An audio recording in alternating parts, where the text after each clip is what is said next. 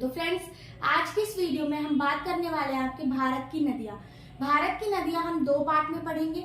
आप सभी जानते हैं कि समतल मैदान में नदियों का उद्गम नहीं होता, या तो वो ग्लेशियर से निकलती है या वर्षा पर डिपेंड रहती है। तो हमारे भारत में सबसे पहले हम वीडियो की स्टार्टिंग आपकी सोर्सेस से करते हैं। तो आपकी जो भारत की नदियां हैं वो दो पार्ट में डिवाइडेड है। एक तो उत्तर भारत की नदियां जो आप मैप में देख रहे हैं ऊपर वाला पोर्शन, और दूसरा आपका दक्षिण भारत जो आप नीचे वाला पोर्शन देख रहे हैं, जो जिसको हम प्रायद्वीपीय भारत भी कहते हैं। क्यों कहते हैं इसको प्रायद्वीपीय भारत? क्योंकि एक तरफ, दो तरफ और तीन तरफ, नीचे कौन सा इंडियन ओशन, इधर अरेबियन सी और इधर वेस्ट बंगाल।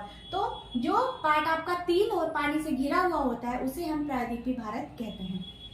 ठीक है, तो जो हमारे इस तरफ की नदियां हैं ये प्रायद्वीपीय भारत की नदियां, जिन्हें हम दक्षिण भारत की भी नदियां कहते हैं, और उत्तर भारत की जो नदियां हैं ये आपके ऊपर वाले पार्ट की नदियां हैं। तो आप यहाँ पर ये चीज ध्यान रखेंगे, ऊपर वाली उत्तर भारत, नीचे प्रायद्वीपीय भारत या दक्षिण भारत। तो अब देखिए फ्रेंड्स, दो स्रोत हैं। जो हमारे उत्तर भारत की नदियां हैं ये ग्लेशियर से निकलती हैं। यानी कि जब ग्लेशियर का मतलब जो बड़े बड़े बर्फ के पहाड़ होते हैं, जब वो पिघलते हैं तो वो पानी का रूप लेते हैं और वो पानी जो है नदियों में जाता है, जिसके माध्यम से वो बहती हैं।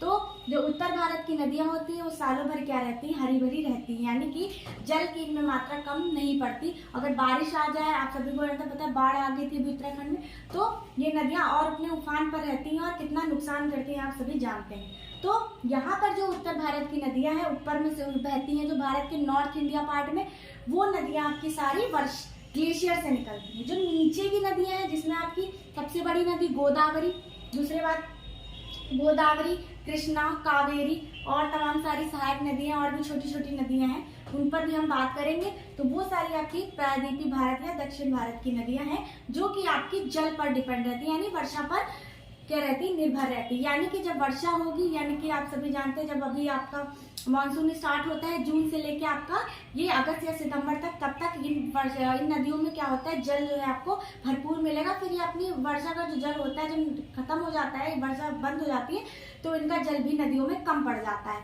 पर जो यहाँ की नदी है, क्यों? क्योंकि ग्लेशियर जो है आप सभी को पता है थोड़ा थोड़ा करके पिघलते रहते हैं।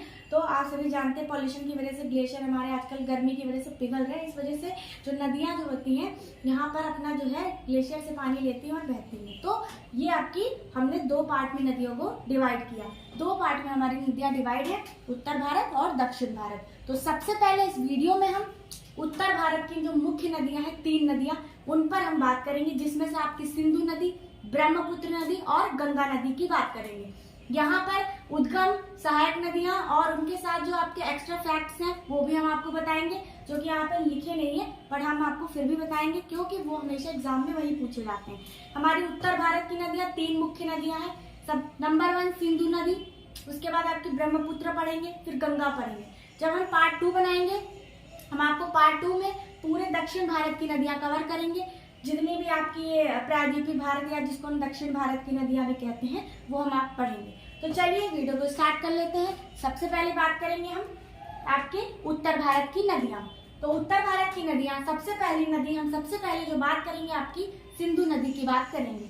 सिंधु नदी जो है, ध्यान से देखिएगा, एक ही बार में आपको सारी चीजें समझ में आएंगी, बस कॉन्सेंट्रेट होकर देखिए और उसके बाद हमें नहीं लगता आपको नदियां दोबारा पढ़ने की जरूरत पड़ेगी। तो ध्यान से देखिएगा, सिंधु नदी सबसे पहले ऊपर में जिसको हम क्या कहते हैं, इंडस रिवर भी कहते हैं। ये कहाँ से निकलती है आप सभी जानते हैं। ये इधर कौन सा पार्ट है आपका नक्शे में, इधर आपका जम्मू कश्मीर लद्दाख है, इसके नीचे आपका उत्तराखंड, यहाँ पे हिमाचल, फिर उत्तराखंड, फिर आपका इधर उत्तर प्रदेश, इधर नेपाल।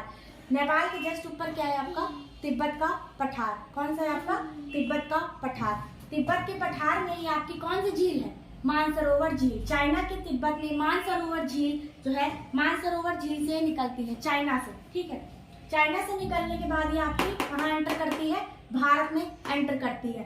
भारत में एंटर करने के बाद ये कहाँ जाती है, पाकिस्तान जाती है। पाकिस्तान से कहाँ अपना जल गिराती है, अरब सागर में गिरा देती है। तो अगर आपसे पूछा जाए कि अरब सागर में गिरने वाली नदियां कौन सी हैं, तो उसमें आपकी सिंधु नदी भी है। तो आप इसको भी ध्यान रखिएगा। और इसकी जो सहायक नदियां हैं वो भी अपना जल इधर ही गिराती है, कुछ इधर भी गिराती है, वो भी हम पढ़ेंगे।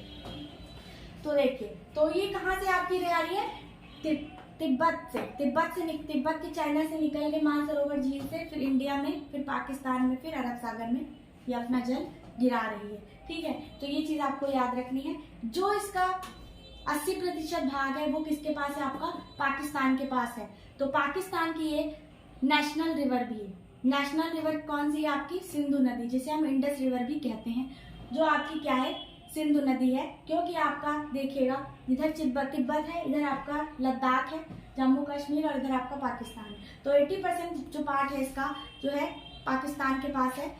तो ये अपना जल किधर गिरा रही है? आपकी अरब सागर में गिरा रही है। तो ये पाकिस्तान की नेशनल रिवर भी है। इसी में दूसरी पॉइंट समझिएगा, सिंधु जल समझौता हुआ था कब? 1960 में वर्ल्ड बैंक के द्वारा। तो उसमें ये हुआ था कि आपका 80% जो भाग है इसका सिंधु नदी का, ये पाकिस्तान के पास है। इसका पानी 80% क्या यूज करेगी? पाकिस्तान, और 20% भाग आपके भारत के पास है। तो ये चीजें तो यहाँ पर हो गई। देखिएगा, तो ये यहाँ से निकली तिब्बत से, उसके बाद ये कहाँ गई आपकी? यहाँ से देखिए ये जा रही है लद्दाख और जास्कर, फिर ये आपकी पाकिस्तान होते हुए यहाँ पर गिर रही। तो अगर आपसे पूछा जाए कि लद्दाख और जास्कर श्रेणी के बीच से कौन सी नदी निकलती है, तो आप क्या बताएंगे? सिंधु नदी निकलती है। इसकी कुल लंबाई कितनी है? 2280 किलोमीटर। कितनी है आपकी? 2280 किलोमीटर इसकी कुल लंबाई आपकी सिंधु नदी की। चाइना, फिर इंडिया, देन पाकिस्तान, फिर अरब सागर, ये इसका क्या है? उद्गम स्थल है।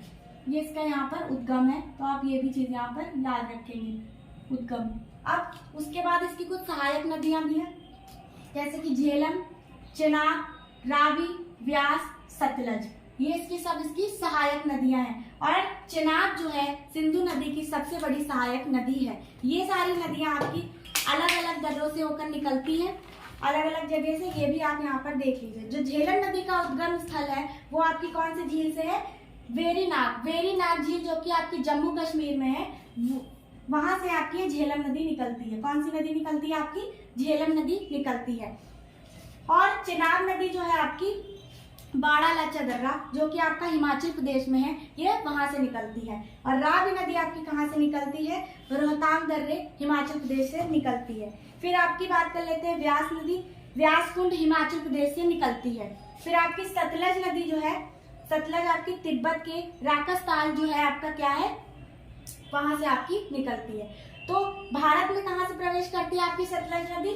सतलज नदी भारत में कहाँ से प्रवेश करती है? शिपकिला दर्रा से होकर निकलती है। तो आपको ये चीजें यहाँ पर याद रखनी है। इसके उद्गम ये निकलती कहाँ से और कौन सी श्रेणियों के बीच से निकलती है? आप सभी जानते हैं, सबसे पहले काराकोरम, फिर लद्दाख, फिर जास्कर, फिर कैलाश पर्वत। तो ये 4 कुल श्रेणियां हैं। अगर आपसे पूछा जाए लद्दाख और जास्कर के बीच से कौन सी नदी निकलती है, तो आपकी सिंधु नदी निकलती है। आपको ये याद रखना है। फिर हम बात कर लेंगे आपकी किसकी? ब्रह्मपुत्र नदी की। इसकी कुल लंबाई कितनी है? 2900 किलोमीटर। कितनी है आपकी? 2900 किलोमीटर। अब ये वाली नदी आपको ध्यानपूर्वक पढ़नी है। ब्रह्मपुत्र नदी जो है आपकी कहाँ से निकलती है? मानसरोवर झील से निकलती है। कहाँ से निकलती है आपकी? मानसरोवर झील से निकलती है। मानसरोवर झील के पास कौन सा है आपका? कौन सा ग्लेशियर है? चेमा-युंगडंग ग्लेशियर। थोड़ा सा नाम इंटरेस्टिंग है, बट आपको याद हो जाएगा। बट यहीं से निकलती है। कौन से? चेमा-युंगडंग ग्लेशियर से आपकी ब्रह्मपुत्र नदी जो मानसरोवर झील के निकट है वहां से निकलती है। फिर ये आपकी कहाँ एंटर करती है? अरुणाचल प्रदेश में एंटर करती है। उसके बाद आपकी असम होते हुए फिर यहाँ पे आपकी बांग्लादेश, फिर आपकी नीचे अपना बंगाल की खाड़ी में क्या करती है? जल गिरा देती है। दूसरी तरफ बात कर लेते हैं फिर आपकी इसकी गंगा नदी की। तो ये वाली नदी कहाँ गिर रही है? आपकी बंगाल की खाड़ी में गिर रही है। उसके बाद आपकी इसकी कुल सहायक नदियां हैं, वो भी हम यहाँ पर देखेंगे, जैसे कि धनसिरी, सुबनसिरी, तिस्ता, मानस और लोहित। ये इसकी ब्रह्मपुत्र नदी की सहायक नदियां हैं। ये भी आपको याद रखनी है, एग्जाम में हमेशा पूछा जाता है। तो अब हम बात करेंगे किसकी? आपकी गंगा नदी की। किसकी बात करेंगे? आपकी गंगा नदी की। एक चीज और यहाँ पर देखिएगा ब्रह्मपुत्र नदी के बारे में।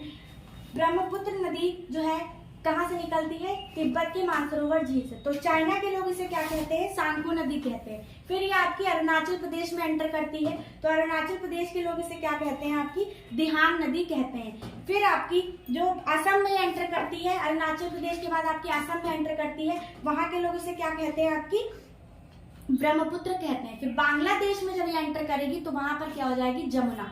वहां पर आपकी क्या हो जाएगी? जमुना। तो ये आपको ये चीजें यहाँ पर याद रखनी है। फिर हम बात करेंगे आपकी गंगा नदी की। गंगा नदी जो है भारत की नेशनल रिवर भी है। इसको नेशनल रिवर कब आपको घोषित किया गया? इसको 4 नवंबर सन 2008 में इसको नेशनल रिवर घोषित किया गया। कौन सी? आपकी गंगा रिवर को। भारत की सबसे बड़ी नदी जिसकी कुल लंबाई कितनी है? 2525 किलोमीटर। ये आपको याद रखना है, कितनी? 2525 किलोमीटर। अब ये उद्गम इसके देखिए, ये आपकी 5 राज्यों में बहती है। कौन सी? गंगा नदी। उत्तराखंड के गंगोत्री ग्लेशियर से इसका क्या है? उद्गम स्थल। उत्तराखंड के गंगोत्री ग्लेशियर से निकलती है, फिर आपकी यूपी में एंटर करती है, फिर आपकी बिहार, फिर इधर आपका देखिएगा नक्शे में झारखंड के बाद आपकी वेस्ट बंगाल, फिर बांग्लादेश होते हुए क्या गिर जाती है? बंगाल की खाड़ी में गिर जाती है। तो अगर आपसे पूछा जाए कि बंगाल की खाड़ी में गिरने वाली नदी कौन कौन सी है, तो उसमें आपकी गंगा नदी और ब्रह्मपुत्र नदी दोनों हैं। और आपकी जो ये सिंधु नदी है, ये आपकी किधर गिरती है? अरब सागर में गिरती है, जो हम आपको पहले ही बता चुके हैं। अब देखिएगा, अगर आपसे पूछा जाए कि भारत में सर्वाधिक प्रवाहित होने वाली नदी कौन सी है, जो कि गंगा नदी जो है अपने यूपी के जो है 28 जिलों में, सबसे ज्यादा जिलों में यूपी के क्या होती है? प्रवाहित होती है आपकी गंगा नदी। तो आपको ये पॉइंट भी यहाँ पर याद रखना है, ठीक है। अब ये यहाँ से निकली, इधर गई, और इधर से कौन सी आई? आपकी ब्रह्मपुत्र नदी आई, ठीक है। फिर ये कहाँ पर जाकर गिर गई? दोनों बंगाल की खाड़ी में गिर गई। यहीं पर आपका क्या है? सुंदरबन डेल्टा। ये कौन सा डेल्टा बनाती है? आपका सुंदरबन डेल्टा बनाती है, जो कि भारत का सबसे बड़ा डेल्टा। कौन सा? आपका सुंदरबन डेल्टा। यहाँ पर आपके मैंग्रोव वनस्पति भी पाए जाते हैं, मैंग्रोव वन भी पाए जाते हैं। तो आपको ये चीज यहाँ पर ध्यान रखना है। और चलिए, अब एक चीज और पूछी जाती है यहाँ पर, इधर से आपकी कौन सी आ रही है? गंगा नदी। इधर से आपकी आ रही है गंगा नदी, और उधर से आ रही है आपकी कौन सी? ब्रह्मपुत्र नदी। तो आपकी गंगा को जो है आपकी, जो यहाँ पर आई, तो इसको हमने क्या कह दिया? पद्मा। यहाँ पर क्या कह दिया? आपके बांग्लादेश में पद्मा। और यहाँ पर इसको क्या कह दिया? जमुना। फिर इसके संयुक्त धारा को क्या कह दिया हमने? कि संयुक्त धारा को कह दिया मेघना। संयुक्त धारा को क्या कह दिया हमने? मेघना कह दिया। तो आपको ये याद रखना है। तो फ्रेंड्स, ये आपकी आज की क्लास थी। अब हम नेक्स्ट क्लास में आपकी जो यहाँ पर कुछ चीजें, जो इनकी सहायक नदियां हैं, इनकी कुछ चीजें जो है रह गई, वो हम नेक्स्ट पार्ट में पढ़ेंगे। और नेक्स्ट पार्ट में हम आपकी दक्षिण भारत की नदियां, यानी कि जिसको हम प्रायद्वीपीय भारत की नदियां भी कहते हैं, वो पढ़ेंगे, जिसमें आपकी मेन सारी नदियां हम कवर करेंगे, गोदावरी, कृष्णा, कावेरी, ठीक है। तो आप नेक्स्ट क्लास का वेट करिए, तब नेक्स्ट क्लास में सारी चीजें वहाँ पर कवर करेंगे। तब तक के लिए अगर आपको वीडियो पसंद आई तो लाइक करिएगा, नए हैं तो सब्सक्राइब करिएगा। Thank you.